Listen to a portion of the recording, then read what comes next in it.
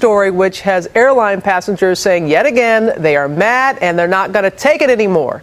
Continental Express Flight 2816 started as a routine flight, but the things started to go wrong. At 9:23 p.m., the plane took off on a 2.5-hour journey from Houston to Minneapolis, but bad weather diverted the plane 85 miles away to Rochester, Minnesota, landing after midnight. For 6 hours, the passengers waited on the tarmac, packed together, one seat on one side, two on the other. The lone bathroom clogged, awful smells filling the cabin. No food offered, one drink provided. A comfortable terminal a mere 50 yards away. Passengers were told airport security screeners had all gone home so they couldn't get off the plane, something the manager of Rochester Airport says simply is not true. The passengers certainly could have come into the terminal building at any time. After 12 hours, the passengers finally reached their destination. Just the latest air travel nightmare that unfortunately is not uncommon.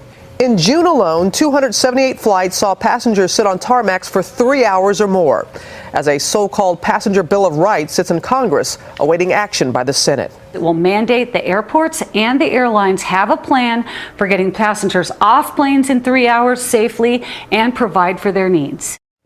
And early this morning, I spoke with Linc Christin, who was a passenger on that flight. He joined us from Nisswa, Minnesota, and described what happened.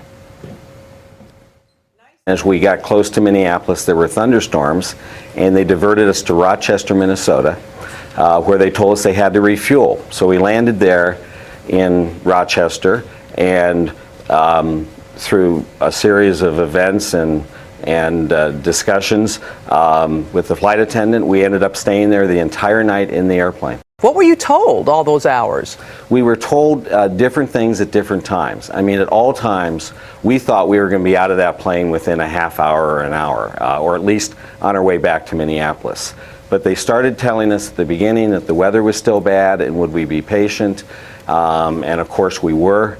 And then within a couple hours, they changed that to saying that they were going to try to get a bus to take us back to Minneapolis, which is only 60 miles away. And then an hour later, they said, well, we think we have the bus. It'll be here any time. Then it was like we're having logistical problems with the bus. And they kind of worked their way through the night with making us think that this was going to be over pretty quickly. Were you given food? Were you offered water, anything to drink? Nothing. When we arrived on the ground in Rochester at 12:30, the single flight attendant yelled back to us and said, does anybody want a drink? And perhaps some people got a drink then at 12:30. From that point forward, we were offered no food, no water. I had not eaten at that point for 13 or 14 hours because I had connected from Florida and had to make my connection. So it had been 13 or 14 hours since I'd eaten. So by the time we got off the plane at 7 in the morning, lots of people had not eaten for 12, 16, 18 hours. Did they offer you food then when you were in the terminal? The only thing they offered us in the terminal is they made an announcement and said the passengers from Houston are entitled to one beverage coupon. And they had a full kitchen there, cooking breakfast, cooking omelets, and they gave us a beverage coupon where I could get a free cup of coffee. As you know, Linc, there is a passenger Bill of Rights that is sitting there on Capitol Hill. What rights do you as a passenger do you think you should have in a situation like that? Well, without knowing the law, I have to believe we should have been allowed to get off the airplane and be in the terminal where we had access to telephones and clean bathrooms and food and light and space. All of those needs could have been taken care of in the terminal, and the terminal was 50 yards away. Professor Christin, thank you very much for willing to share your story with us this morning. We certainly do appreciate it. Good. Thank you, Robin. You take care. He's in better spirits now, but the flight normally from Houston to Minneapolis is 2.5 hours. That day it took 13 hours.